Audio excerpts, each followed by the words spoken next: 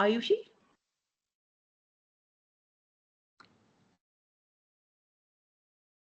Yes, you can start, Aayushi.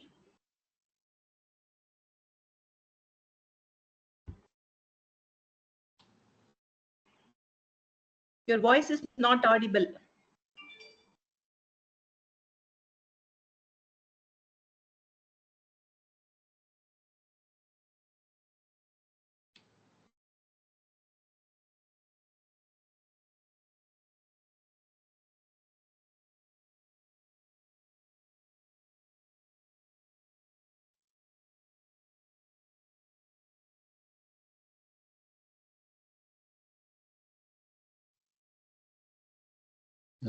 Voice is not audible. Yeah.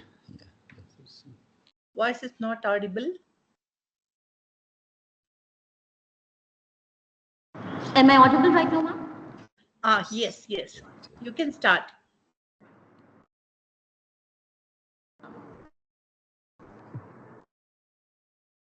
Good afternoon to one and all present here in the virtual room.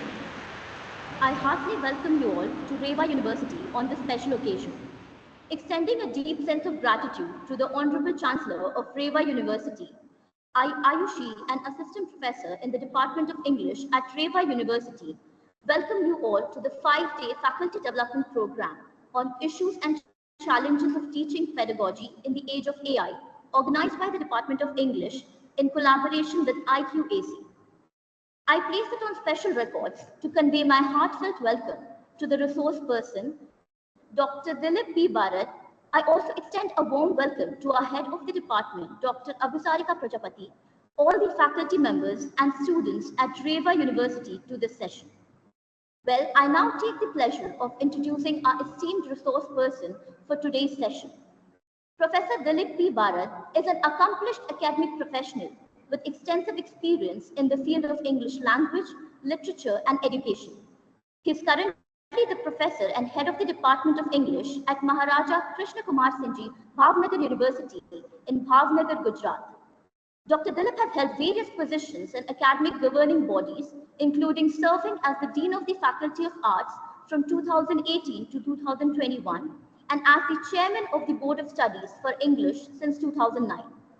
In addition to his current roles, Professor Dilip Barad actively contributes to the assessment and accreditation of higher education institutions. He serves as a NAC assessor, taking on various responsibilities such as chairman, member coordinator, and member of peer teams. With over 26 years of teaching experience, Dr. Dilip has mentored numerous students at different academic levels. He has advised several doctoral, MPhil, and master students on their thesis and dissertations and has guided them in their research work. He has also actively engaged in research projects, including a UGC-funded research project on the use of technology for teaching English literature and language, as well as an MHRD e-content project on literary theory and criticism. Dr. Dilip has published several critical works. He has authored a book titled The Women Characters in the Novels of Thomas Hardy and a few other books. He has written numerous blogs on various topics. His research work has been published in reputable journals covering areas such as online instruction, South Asian literature, contemporary novels, and the integration of technology in teaching. He has also contributed chapters to books and has developed teaching training modules for organizations like RIE NCERT Bhopal and SCERT Assam. In addition to his teaching and research activities, Dr. Dilip has conducted several teacher training workshops on topics such as online teaching, flipped learning, blended teaching, the integration of ICT in language and teaching, and on research methodology. His dedication to education and his expertise in the field have earned him a respected position among his peers and students alike. We are immensely delighted, sir, to have you with us today. I once again extend a warm welcome to you, Dr. Dilip Barad, sir. Before we get started with the session, I request the audience to please make a note of the questions and post them after the session in the chat box. I now request you to take over the session, sir. Over to you. Thanks a lot. A very good afternoon to all the participants of this FDP program by Rewa University.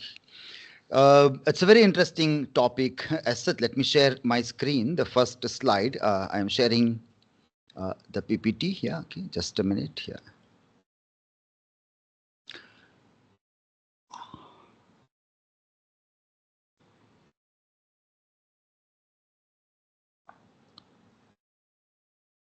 Yeah, okay. So the School of Arts, Humanities and Social Sciences is collaborating with IQSE in this interesting program. Issues and challenges of teaching pedagogy in the age of AI. Yeah? So on this topic, it's a very interesting topic. Obviously, people are talking a lot nowadays about artificial intelligence. Normally, generative AI tool is something what we are interested with. AI, as we know, is a very large field.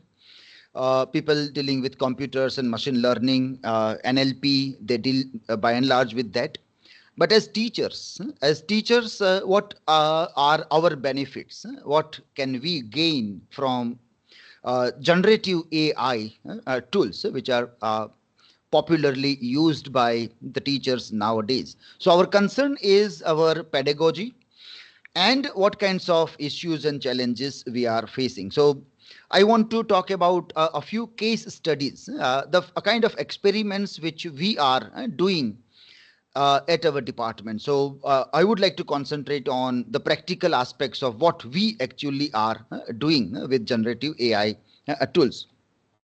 The roadmap of my session for this 50-55 minutes will be something like this. We'll initially talk a brief about digital pedagogy, because if we are still lacking something in digital pedagogy, then moving on to the AI pedagogy will be a difficult task, or maybe somewhere.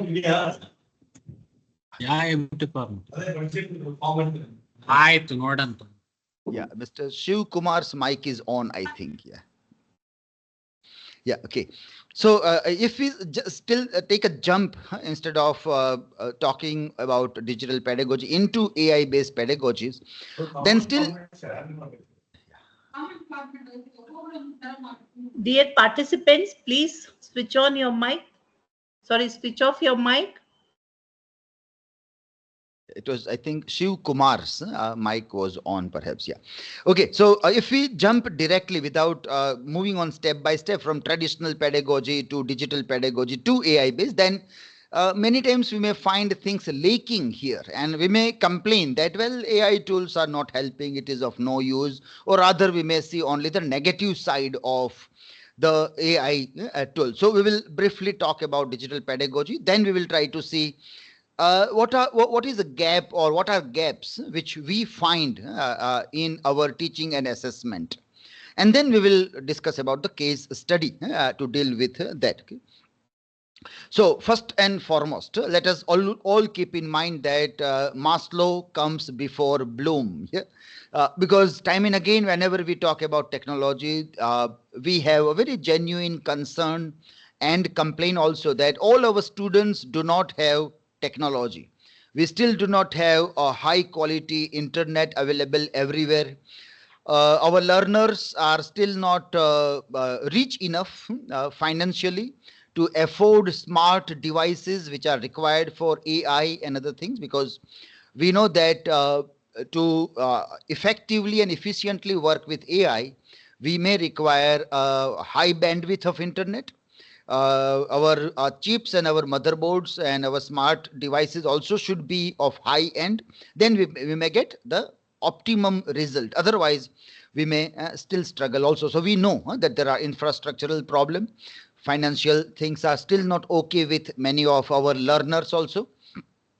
So we know that Maslow need hierarchy will say that our physiological needs are always first and foremost, then our safety and security comes, then our belonging comes, and when self-esteem comes, at that time education becomes important. Only when self-esteem. Until then, education is not the priority. So when we talk about education, other things, we know it very well that yes, first and foremost, people will think of their physiological needs only, then their safety and security only, and then only they may think of self-esteem or belonging or self-actualization, where education and education with relevant tools of the day, contemporaneity into education, everything becomes important. Until then, it won't be. So we know it very well that for human beings, Maslow's need hierarchies are always very important than Bloom's learning hierarchies. Yeah? Keeping this in mind, we think ahead. We also know that for many years, like even before independence or just after independence, when we started having our schools and colleges, or schools and colleges were not having buildings also. They were not having benches also. And even today, all our schools are not having benches. Still today, students are learning, sitting on the floor. So we don't wait. We don't wait and see that until and unless everybody will not get the bench, I will not teach in the class, or we will not run the school. We don't do that. Whatever facilities we have, we carry on. Show must go on. And slowly and steadily, the infrastructural things will keep on developing and it will reach out to everybody.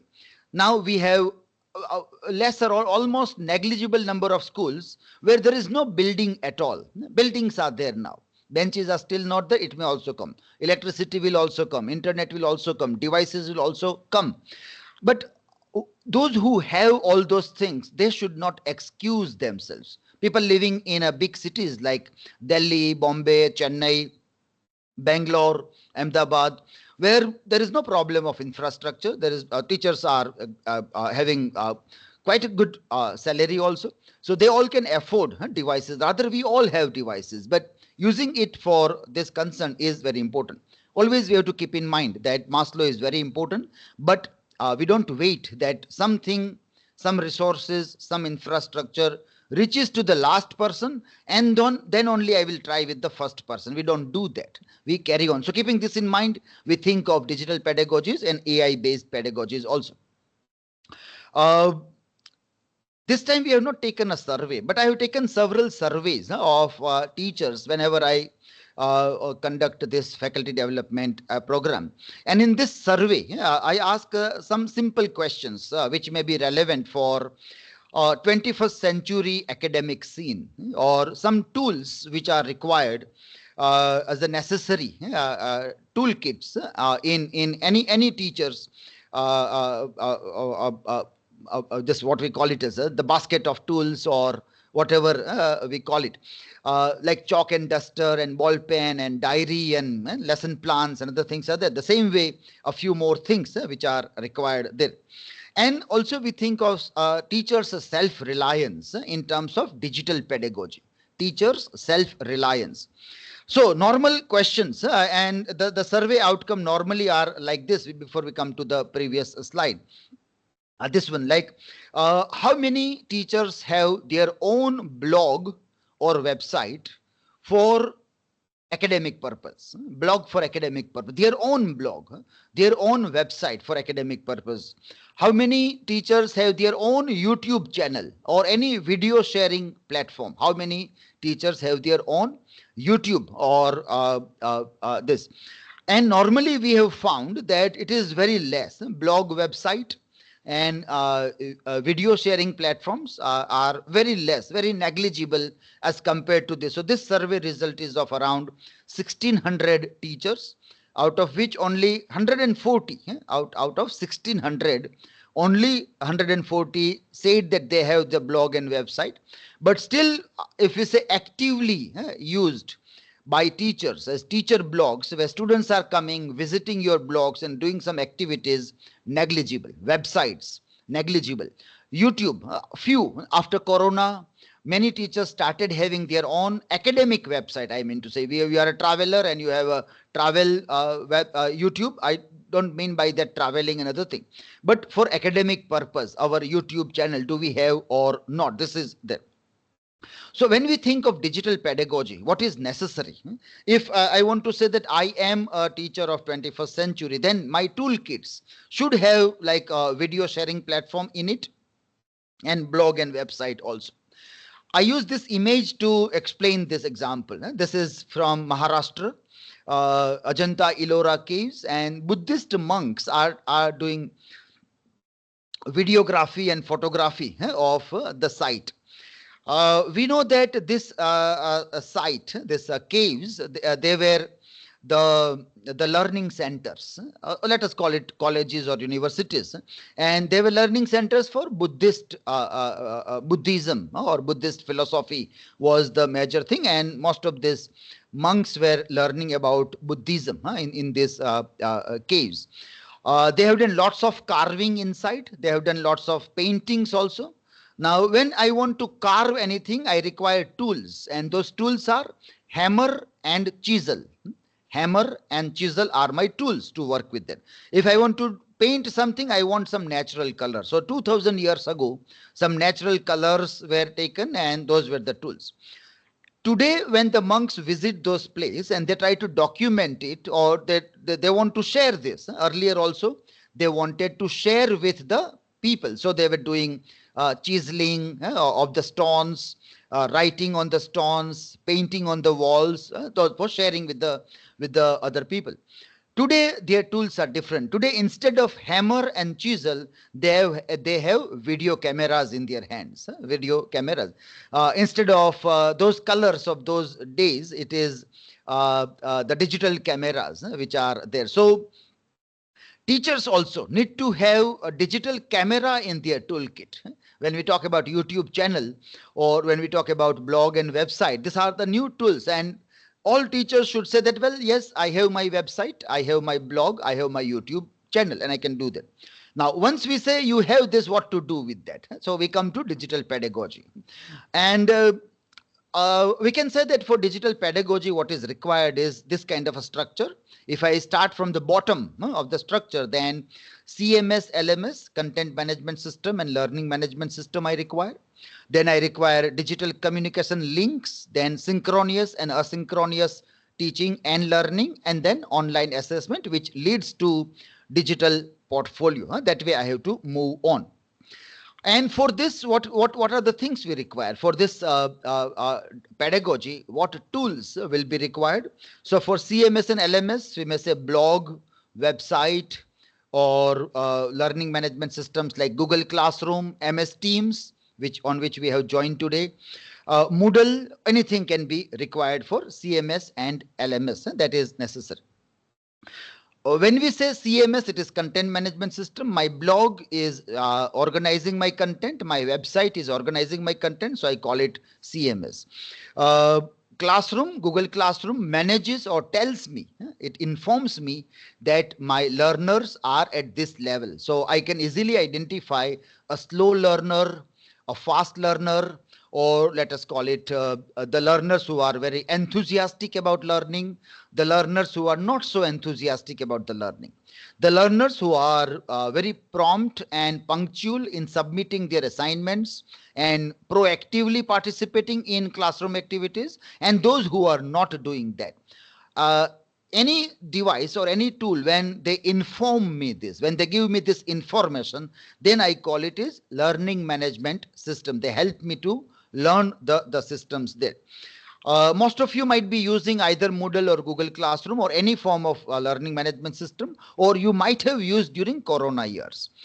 But still, I am in doubt whether you might have used those platforms as learning management systems where you can show that this is how I can get the picture of my learners. In my class, if there are 40 or 50 students, I can tell you anytime that these 5 students are the top students, these 5 are at the bottom. That automatically is done by learning management system.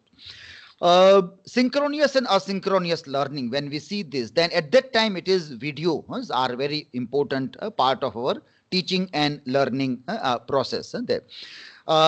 Even if today we don't require online teaching, or let us say live sessions are not much required for our classroom, except for these kinds of gatherings where even today we join to discuss the things in an online mode.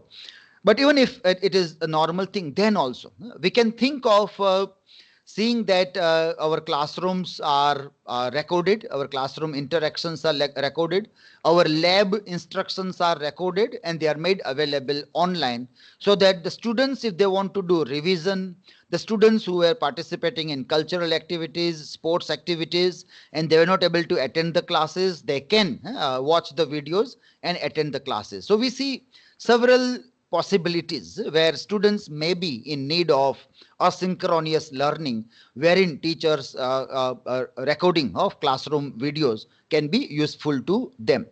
And then comes online assessment, which most of us might be doing. For online assessment, all of you might have tried either Google Form or Kahoot or Mentimeter or one or the other tool. So online assessment, we can say everybody is doing. But the ultimate outcome of our digital pedagogy should be digital portfolio. Digital portfolio. Are we able to reach to the digital portfolio or not? That becomes very important part to be seen here. What is digital portfolio and how we can see about that? Let me just give the example. I am opening a site. Okay.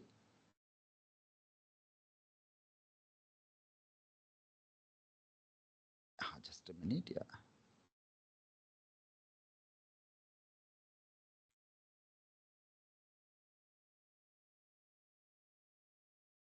I will share this links also in the email. So later on also you can check and see the things regarding all these things. So, for example, this is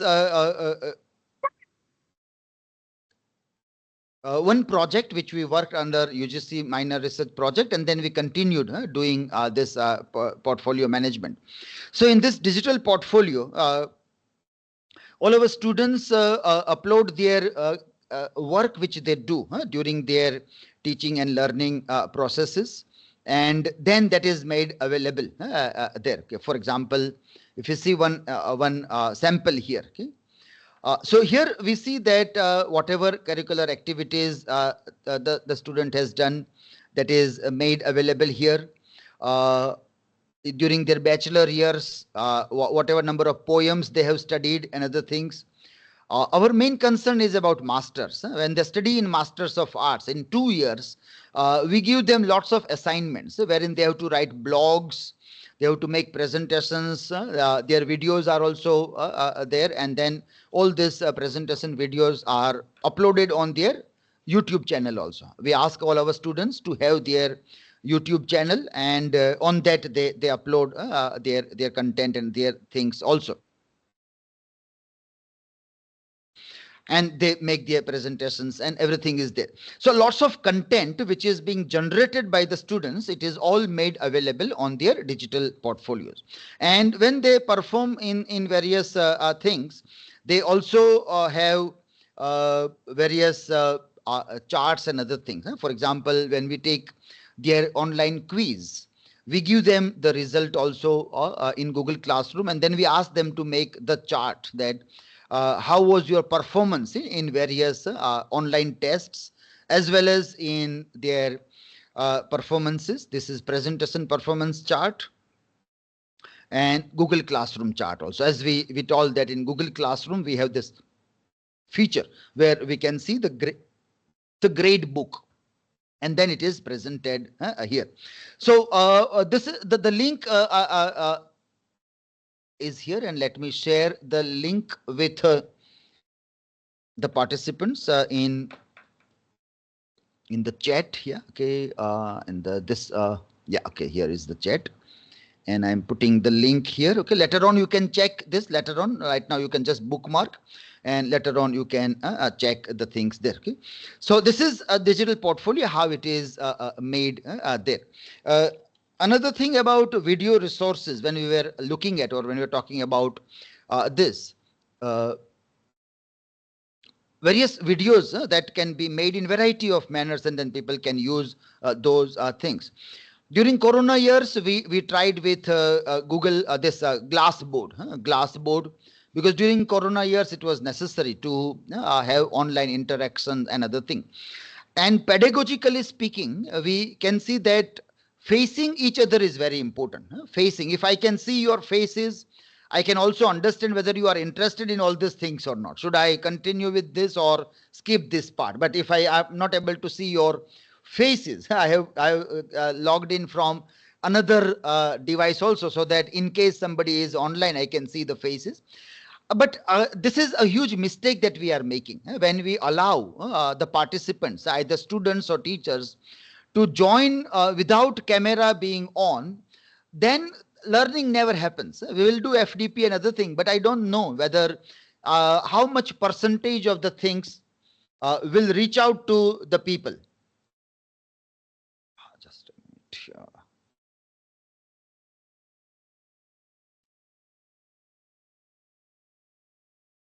Just a minute. I think I have been disconnected from this chat. Yeah, just let me.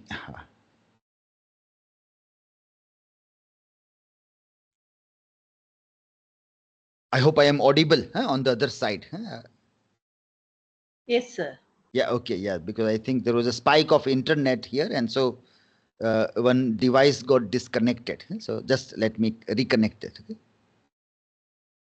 So this Glassboard serves this pedagogical concern in our digital pedagogy, that when this is necessary, that how we face each other in our classroom, normal classrooms, we face each other, students and uh, teachers, they face each other, and that plays a very significant role. The end result of this Glassboard, when the videos are prepared, it also is quite good and quite interesting, where the teacher is facing the learners. Learners can see the face of the teacher, and also the board work. The second pedagogically important concern is board work, because in board work there is a process of unfolding the things. PPT cannot serve the purpose of the board work, because PPT may give the slide on a single go, but board work is unfolding. That helps in memory. Our memory works in connection. So when we know one thing, we know the another thing, and then we know the third thing. Again, there is a problem, I think. Yeah, okay.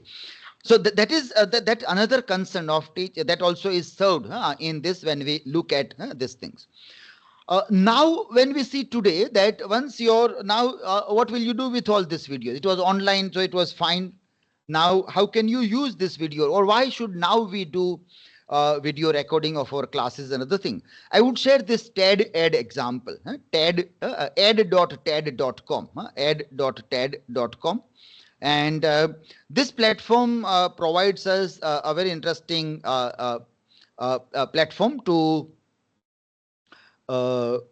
just a minute, to share our video content with our learners through our blogs, through our websites, or through WhatsApp, or whatever manner. I am sharing this link also in the chat. Yeah, this one link I am sharing of TED video, which may give some idea to some of you, and you also can try how it can be utilized. Yeah, let me put camera off in this. Okay, yeah.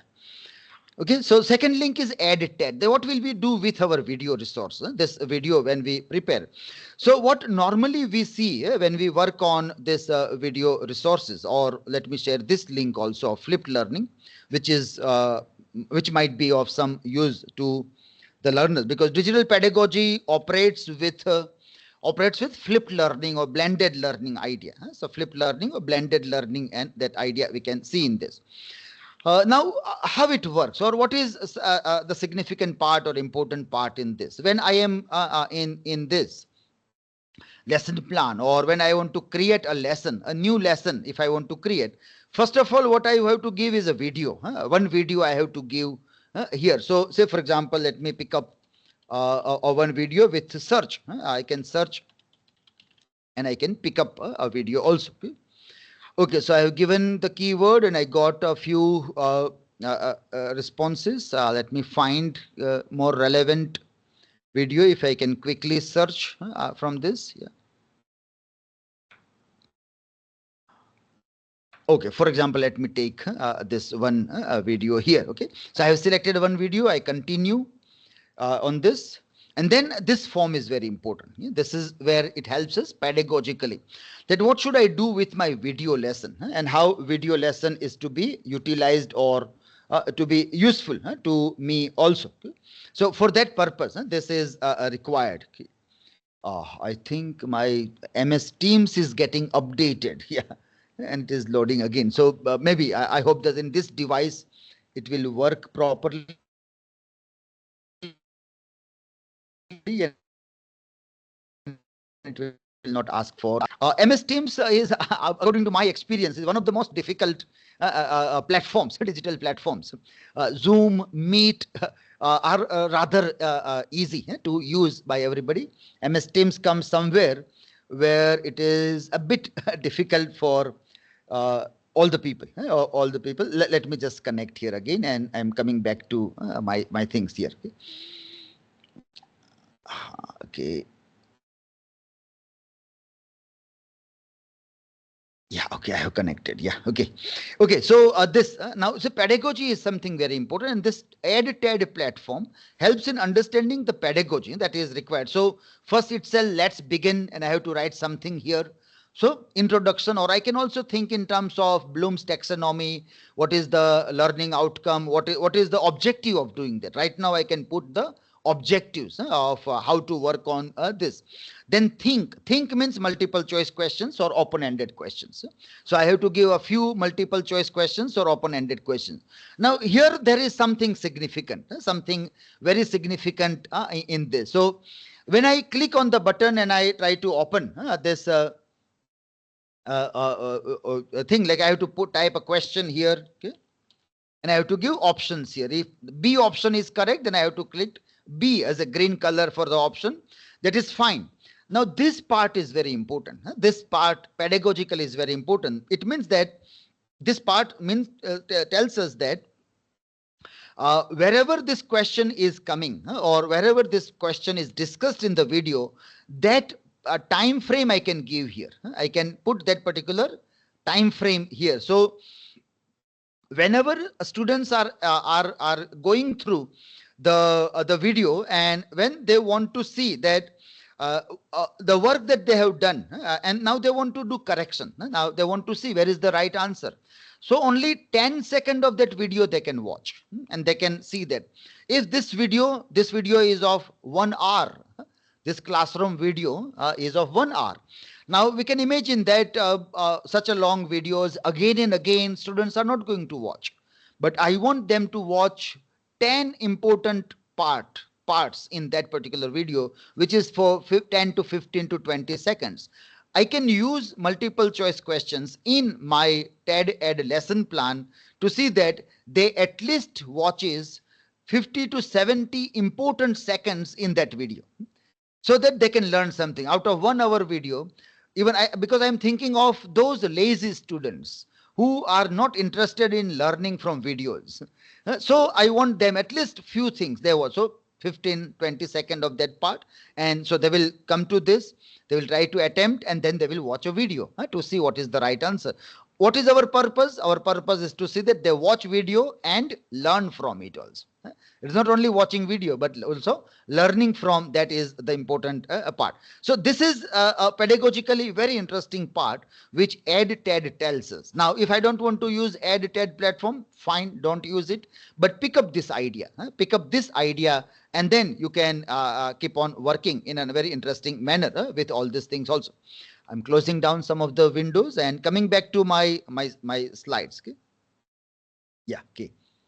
So this is how we think of digital pedagogy. And now once this grounding is clear, and then when we enter into AI with all this thing, it is of more beneficial. But if our digital pedagogy was faulty and we are not able to reach to digital portfolio, or we are not able to make optimum use of our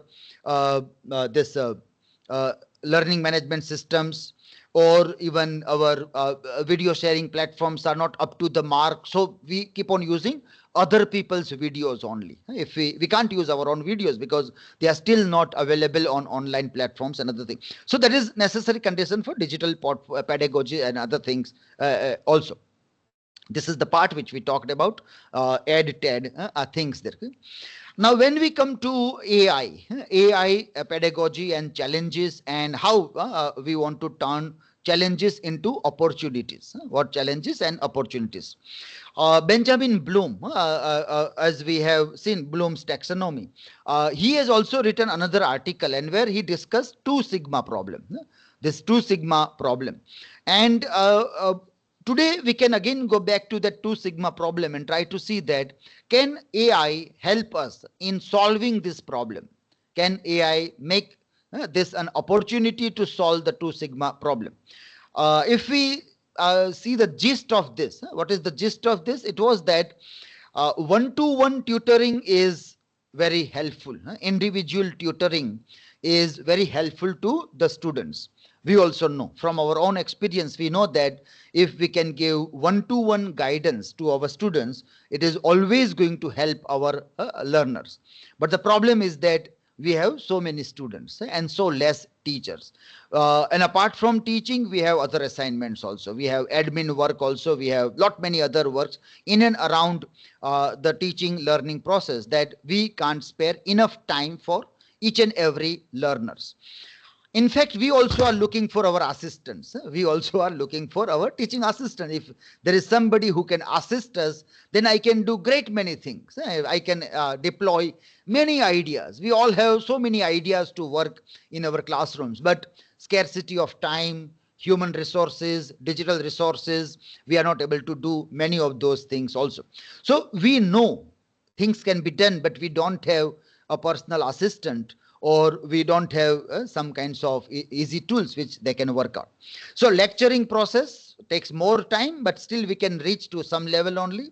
Then we add mastery learning. This mastery learning is digital pedagogy coming there, flipped learning coming there, blended learning coming there, online test coming there, project-based learning comes, lot many things comes inside. So that mastery learning. So with a lesser time, we can still get a better result. But in a lesser time, if you want to get optimal result, then some amount of lecturing is required, some amount of mastery learning is also required, and somewhere individual tutoring is added. It can work wonder. It can give us a magnificent result. But how can this be done? This frame is taken from Salman Khan's TED talk, and I would suggest everybody, if you have not come across this TED talk, to search this video and watch it. The title of this video is How AI Could Save, Not Destroy Education. How AI Could Save, Not Destroy Education, by Sal Khan on this. It is here that he is talking about this 2 sigma opportunity, using AI to provide a one-to-one tutor for every student and a teacher assistant for every teacher. Two things. One-to-one tutor for every student and teaching assistant for every learner. In both the ways, it can be of great help to us. When we have seen this, we thought, let us try it first. People talk about it, but is it really working or not? So that is where our case study comes there, that how it can work or how it can be done there. So the experiments that we have conducted at our level, one for teaching and one for self-assessment. So teaching and assessment in that how challenges can be overcome with the help of AI tools. Important concerns are always there, that the responses which are generated are reliable or not. So we know that LLM, this large language models generated responses are quite hallucinatory also. There are lots of confabulations also in that. So this also we need to train our learners. Everybody should be aware that AI is not going to give you always the correct answer. Just we have to learn this, and then our expectations are also like, what happens because of this? What happens? What happens is that our critical thinking ability improves. When we start doubting whatever is given to us, we cross-check it, we cross-verify it, and that is where our critical thinking ability improves. Today also, many people will say that the prime objective of education system is to develop scientific temperament and critical thinking abilities. Scientific temperament also means the very idea that let me question, let me examine, let me test, and then only I will believe into those things. And that is scientific temperament. That is what we have to do. So AI indirectly is helping us in seeing that it can be a very good tool to develop critical thinking, but we need to tell our learners that there will be hallucinatory responses, and the responses coming are maybe quite fabulated one also, fabulated responses. One solution is train the beast. AI is the beast. AI is wild animal. You need to train this beast. Once you will train this beast, you will start getting very interesting results also from this. So how to do that? That becomes our learning plan also.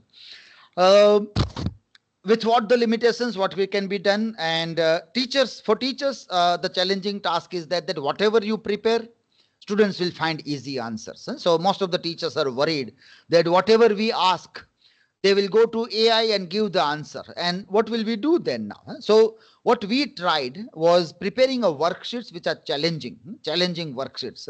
So let me share the example here. Let me share one example here, at least here for a while. So this is our teacher blog. This is my blog as a teacher blog, and here I keep on sharing all the content and material through which our students also keep on accessing the thing. So this was one, and let me also see the another one. Okay, yeah. Two examples I will say. This one was while teaching Waiting for Godot. While teaching Waiting for Godot, I prepared a worksheet in such a manner that even if they will work with AI, they won't be able to find correct answers of these questions which are prepared in this worksheet. And it is openly told to them that you have to use ChatGPT, use any AI tool. It is open internet activity. This activity is open internet. But only those students who have attended classes regularly, only those students who have studied the entire play carefully will be able to understand that the answer that I am getting from ChatGPT is right answer or wrong answer. That is how this. So one challenging task for teachers is that they have to prepare worksheets or is of such a level that even ChatGPT cannot give the answers, and which is very difficult for us also. It is very challenging for us, but somehow in our literature classrooms, we are working on that. We have to do rigorous work with this. We have to apply our brains a lot. We have to apply our innumerable ideas in preparing these worksheets. That's why when people say that ChatGPT will make people dull, brainless, lazy people, I say no. You require more brain than what you were actually requiring in your traditional classroom. Traditional classrooms were very easygoing classrooms. They were getting dull and we were getting lazy in those classrooms. But with AI, we have to be very alert. Our minds have to be extra alert. We have to be agile in the class. So it really sharpens our brains when we use AI. So I don't agree with that idea that AI will make us dull people. Another task which we have given was a very interesting task, and this is the blog of our student. One student has written a blog as a part of a response. This was while teaching Jude the Obscure, another novel by Thomas Hardy. And there is one reference to Bible. The novel begins with a biblical epigraph from Esdras, epigraph of Esdras. And it tells something like that the man who comes in company of a woman might go on a downward path or might not be a good path for spirituality. Something like that it was there. And if you have studied the novel Jude the Obscure, you know that the story is also about that. Jude is the protagonist, and the company of Suzanne had led to his tragedy in the life also. So somewhere that was the key to unlock the novel also. But our activity was of a different nature. We told that, can you find a parallel to this in Hindu mythology? Hindu mythology. We gave them the idea of myth of Bhasmasur also. We told that, refer to myth of Bhasmasur and try to work epigraph from Bible, myth from Hinduism, and then Jude the Obscure. So there is a triangle, and try to explore this triangle if you are able to do. Well, students use internet, they found beautiful images. Generative AI can also create beautiful image. That is fine. They all can do that. But when it comes to connecting the dot, they fail to do that. When it came to connect the dot, they were not able to do. So their response in connecting the dot is a faulty response. And that is where, as a teacher, you are happy. You are happy to see that, well, still I am relevant. Still somewhere I am relevant.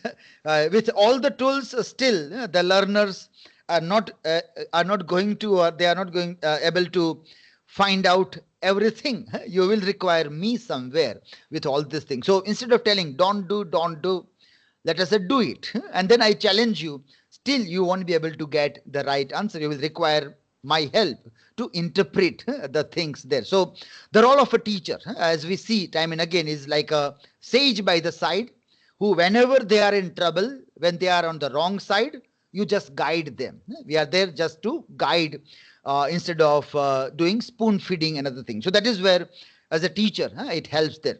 Then in essay type answers, descriptive answer, assessment. When we talk of assessment, we know that multiple choice questions are easily assessed by tools, and they can give us beautiful answers also. No problem about it. We know that, and we can easily, and we are doing also that.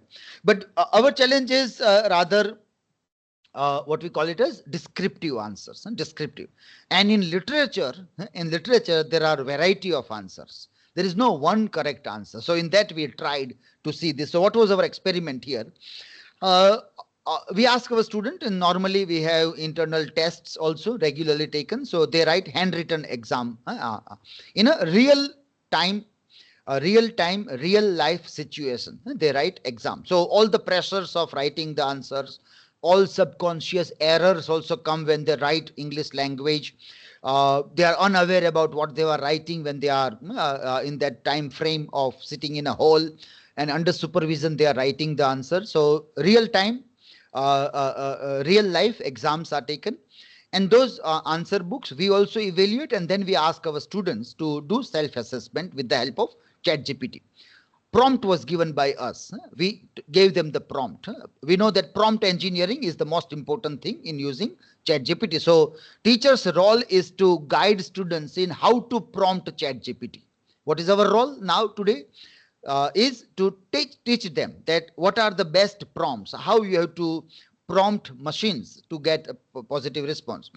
So we told this. Her prompt was, I am a postgraduate student seeking evaluation based on CEFR guidelines. Here are my introductory, middle or concluding paragraph. I am answering this question. You will write a question also. Then you say that assess and place my response within the A1 to C2 levels of CEFR. That is a common European framework, which is used for IELTS and TOEFL kind of exams also. So I say that assess my answer in the level of CEFR guidelines, and then situate them between A1 and C2. This additionally provide suggestions to enhance the answer for C2 proficiency. Also suggest me that if I want to write my answer at the level of C2, we know that C2 is the highest level. Then what I need to do? So the students did this. They got very good responses. So here is one sample example. Here is students' answer.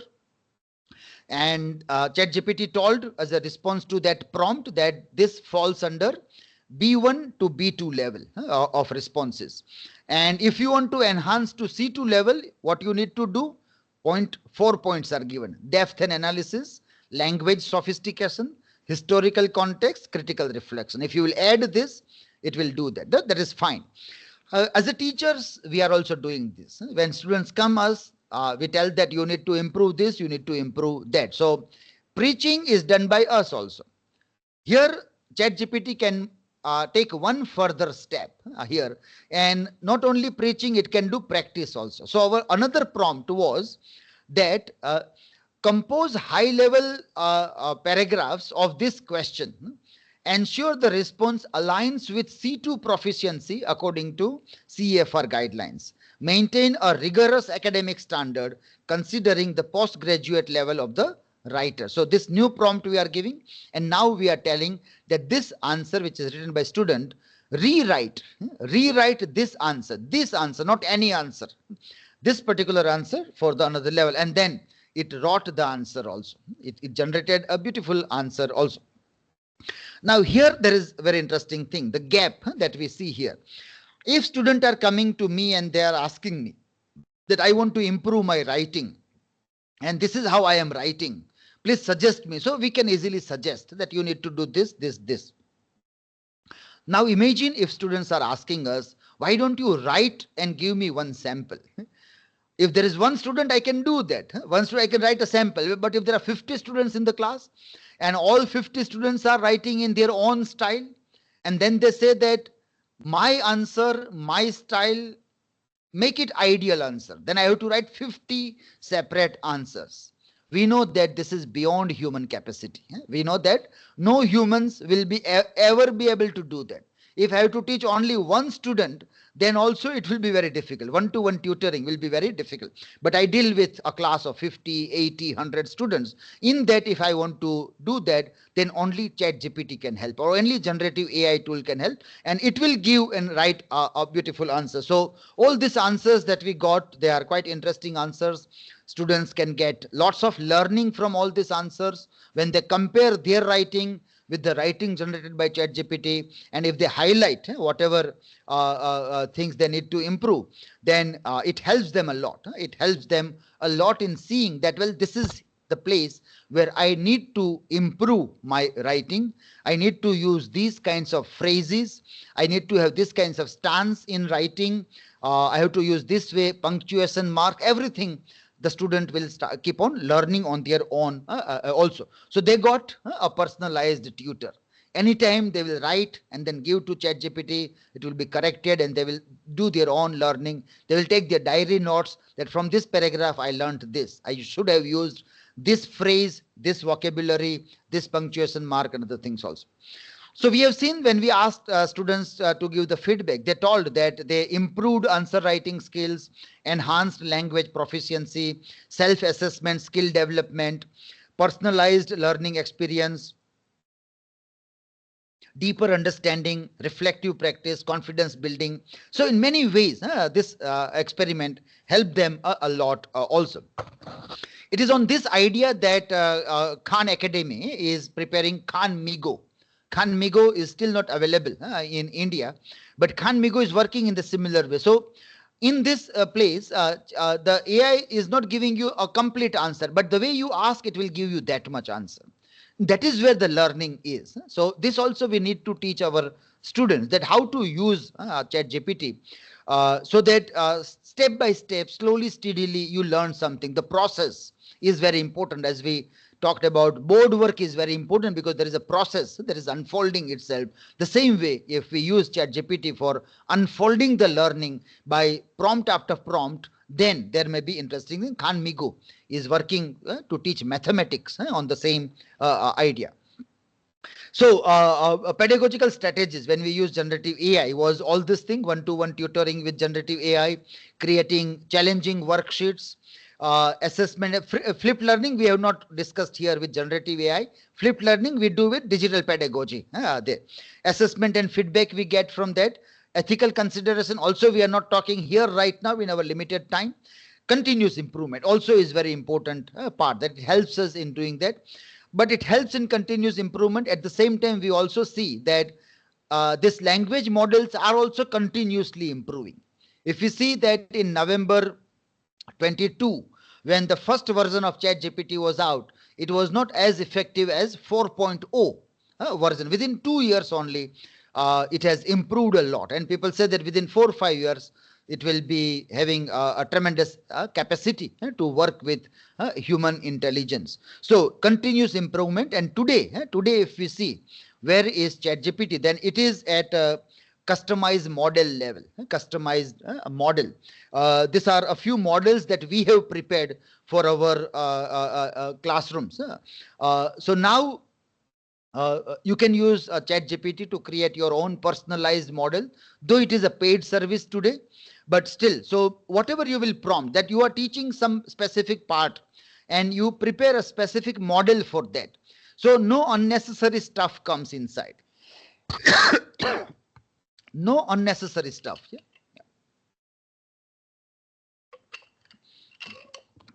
Just a minute. But only the important content comes in that reference. when we have customized GPTs. We have created 3 such models for working. One is for English Studies Research Assistant for our PhD scholars. One is for Communication Guru, that is for English communication skills also, and another we are still working on our syllabus. So whatever is our syllabus and our students, when they deal with our syllabus, then they should get response within that particular syllabus or other thing. So that we are still working on, we are preparing. So that is how it is growing now, or it is improving at this level. Yeah, just a minute. We also tried this, one of our models that was for research writing, for PhD writing also, academic writing for PhD. And we can see that we told our students to prepare one sample paragraph and then ask this model, our research assistant model, to work, and then how they are improving the writing, what they need to add, that also they are giving. So this writing, will be in and around English studies, because we have specifically prompted the model that these students who are going to come here will be dealing with English studies only. So suggest them the sentence structure, vocabulary, language, additional sentences, how to use connecting sentences, all this which is required for academic writing, that can be suggested over this model only. Okay? We have to end by 3:30. We'll also take some questions if the time permits. But to conclude, we can say that all challenges come with opportunities. We can explore unimagined frontiers in teaching and assessment with the help of generative AI tools. This is just the beginning of generative AI, and our hearts are filled with unspeakable joy as we imagine what the future holds and how interesting way our teaching learning process and everything will be. Will get a good help from those things also. Okay? So that's what I have to share with all of you. I hope you might have got some ideas to implement at your level also. In case there are any questions, we can take it here.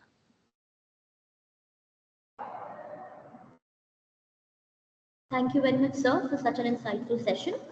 The session is now open to question and answers. I request the audience to please ask the questions or post them in the chat box.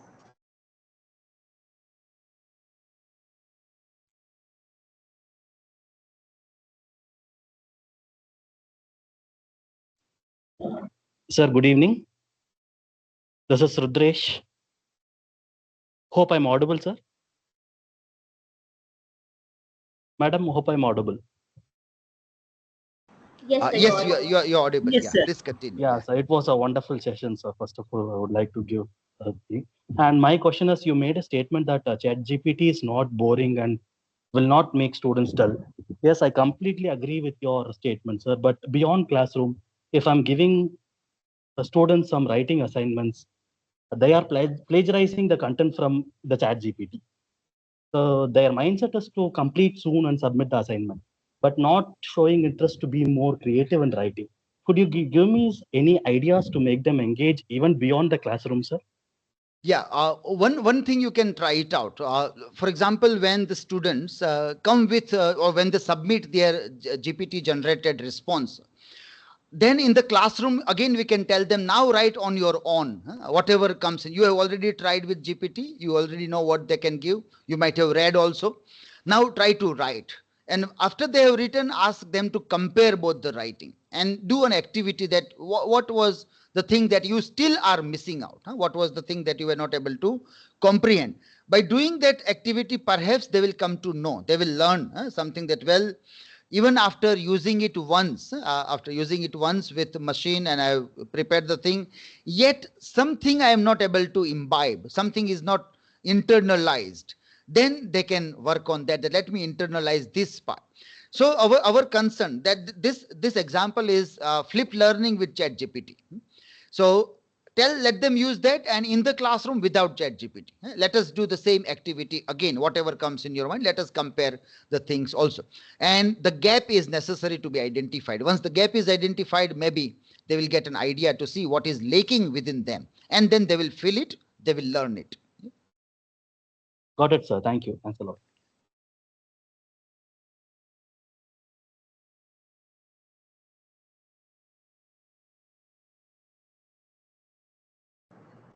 So there are a few questions in the chat box.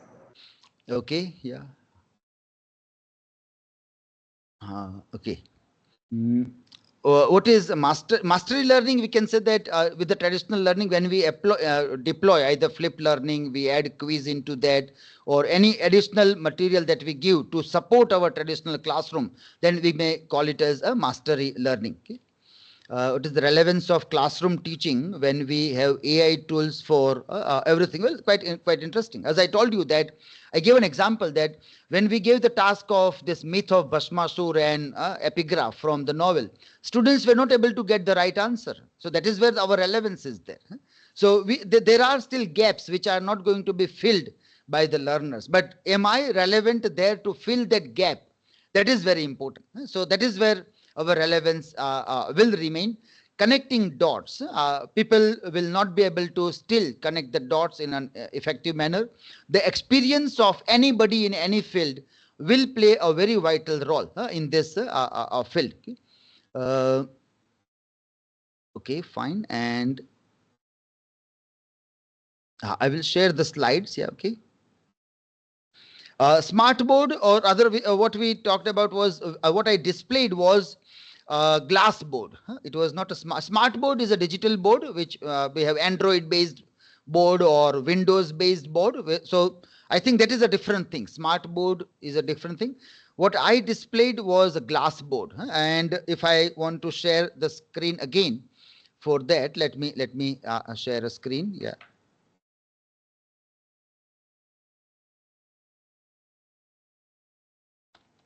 webinar.dilipbarad.com on this link, and let me share that link also, so you can later on access the things also. Yeah, I'm copying the link and putting it in the chat here, so later on you can come across and check this also. Okay? So this is the glass board which we talked, and this glass board is a simple glass. There is no high-end technology here, and it is framed on a table. And on surrounding of this glass board, we have LED strip, LED light, white color lamp are there. LED white color. You can see that the border, the black border, inside of the black border, there is a glow, yellowish white glow is there. That is that glow, that light goes inside, and then when you use a fluorescent pen, it will glow. Here you can see the LED light also on surrounding of this board, and that light is inside, and when you use neon pen, it will glow. But here you will see that I am writing here with right hand side, and in the video you see it is left hand side, writing with the left hand. So here the other side, it is a mirror image. When we see from the angle, outside angle, it is a mirror image. So we need to have a camera where there is a feature of flipping the scene, flipping the scene. So when we click flip, the mirror image will become inverted one, and a proper image is reflected. So like in this we see the proper image gets reflected when we do the, but you will see that it is writing with a left hand side kind of writing is there, which is an inverted image of writing doing the things there. So glassboard is a very interesting tool. No technology is required. It is very helpful in preparing e-content, video resources for any programs. Also, if you don't require, we used it for live teaching. We were using this for live classrooms also. So that is glassboard idea.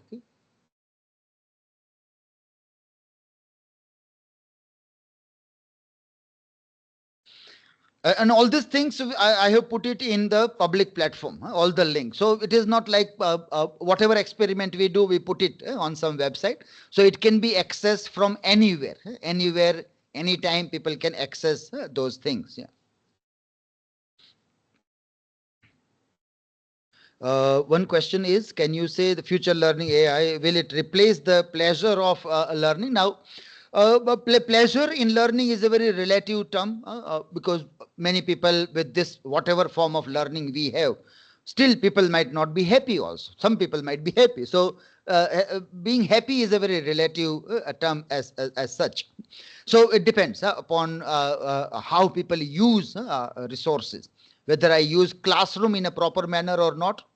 Otherwise, even my classroom teaching will be dull and boring. And we all might have experienced as a student that we had so many dull and boring teachers also. If they were very enthusiastic and uh, uh, uh, good teachers who came with very interesting ideas and made our learning pleasurable.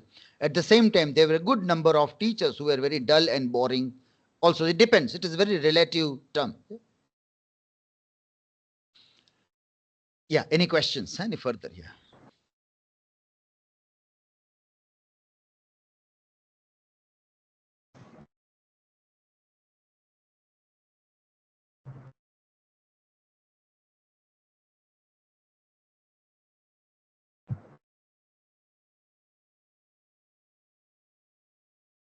Thank you so much, sir, for answering all the queries. I would request all the participants to switch on their camera.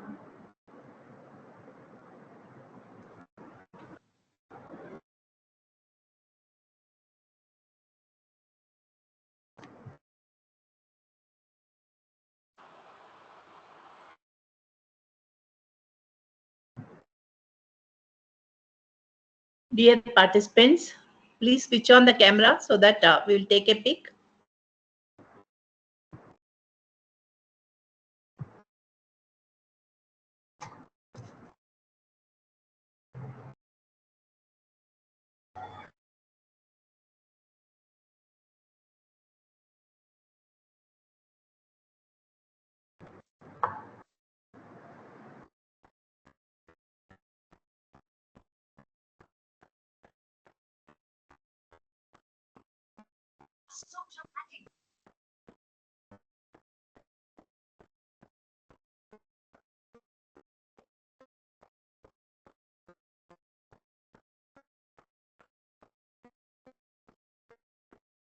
There are only few. Please switch on the camera.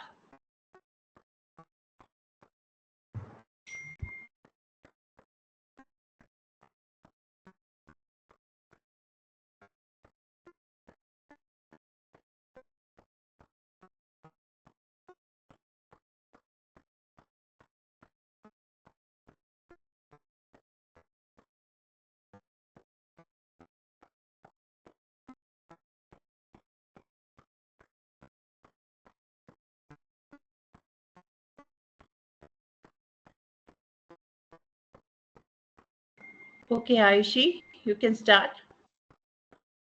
Yes, sure. I would request the participants to fill out the feedback forms. The link will be provided in the chat box. We now come to the close of this informative session.